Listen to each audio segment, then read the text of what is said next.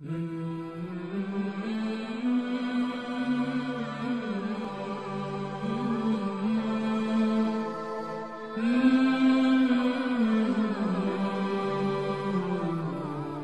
প্রশ্ন হলো, হাদিস বর্ণনার ক্ষেত্রে 4 খলিফা অন্যদের চেয়ে পিছিয়ে আছেন কেন? 4 খলিফা সবাই অন্যদের চেয়ে পিছিয়ে আছেন ব্যাপারটা এরকম না। আলী রাদিয়াল্লাহু তাআলা থেকে অনেক হাদিস বর্ণনা আছে। ওমর রাদিয়াল্লাহু তাআলা থেকেও বেশ কিছু হাদিস বর্ণনা আছে, যেমন ইন্নামাল আমালু বিন্নিয়াত। তবে আবু বকর রাদিয়াল্লাহু তাআলা সহ 4 খলিফা পিছিয়ে আছেন, কারণ আমাদেরকে মনে রাখতে হবে যে 4 খলিফা তারা খেলাফতের দায়িত্বে এত বেশি ব্যস্ত ছিলেন যে তারা হাদিস বর্ণনা করা বা এটা তো আলাদা একটা আপনার ব্রাঞ্চ অফ নলেজ অথবা ব্রাঞ্চ অফ সার্ভিস, এই জায়গাটি তারা এতটা পরিমাণ সময় দিতে পারেননি।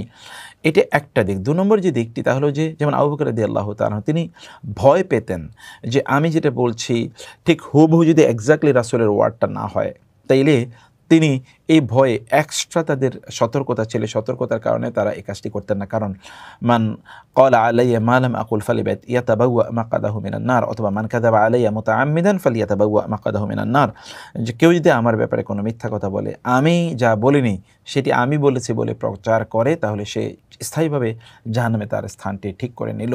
এই কারণে এই 4 খলিফা তারা একদিকে তাদের ব্যাপক পরিমাণ ব্যস্ততা এবং সে সময়ে অমুসলিমদের সাথে শত্রু রাষ্ট্রের বিরুদ্ধে মুসলিমদেরকে অব্যাহতভাবে যুদ্ধ করে যেতে হতো। তারা এগুলোকে লিডিং দিয়েছেন, তারা রাষ্ট্র পরিচালনা করেছেন, রাসূলের অনুপস্থিতিতে রাসূলের রেখে যাওয়া উম্মার তদারকি তারা করেছেন। এই সকল ব্যস্ততার কারণে তারা এই কাজটি করতে পারেননি।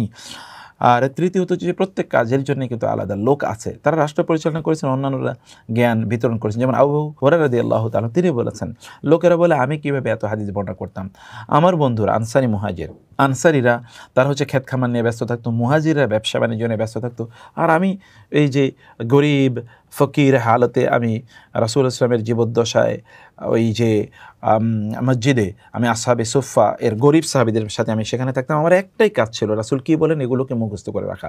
একবার আমি রাসূলের কাছে গিয়ে বললাম, ইয়া রাসূল আপনি যা বলেন সব তো আমি মনে রাখতে পারি না। তখন তিনি আমাকে বললেন আমার মাথার কাপড়টি যেন আমি একটু খুলে দিই। আমি একটু খুলে দিলাম, সেখানে রাসূল একটু থুতু ফেললেন অথবা একটা ফু দিলেন এবং বললেন একটা বোটে নাও। বোটে নেওয়ার পর থেকে আর আমি কখনোই ভুলি না। অথবা একবার আমি রাসূলকে বললাম, ইয়া রাসূল আমি ভুলে যাই, তো আপনি আমার জন্য দোয়া করেন আল্লাহ আনসা, যেন আমি না ভুলে যাই। রাসূল সাল্লাল্লাহু তার জন্য দোয়া করে দিলেন এবং তিনি বলেন এরপর থেকে আর আমি কখনো ভুলিনি। অতএব প্রত্যেকের বিষয় ছিল আলাদা।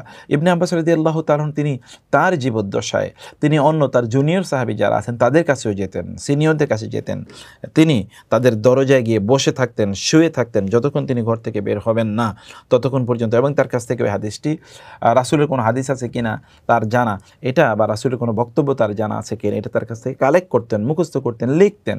জাবের রাদিয়াল্লাহু তাআলা সহ বহু সাহাবী তারা 6 মাসের রাস্তা অতিক্রম করেছেন মাত্র একটা হাদিস শোনার জন্য। এটা সাহাবায়ে কেরামদের কেউ এটি করেছেন, আর অন্যরা এটা করেননি। সে কারণে যারা এই কাজে অনেক বেশি ব্রতী ছিলেন তারা হাদিস বর্ণনায় বেশি এগিয়ে ছিলেন।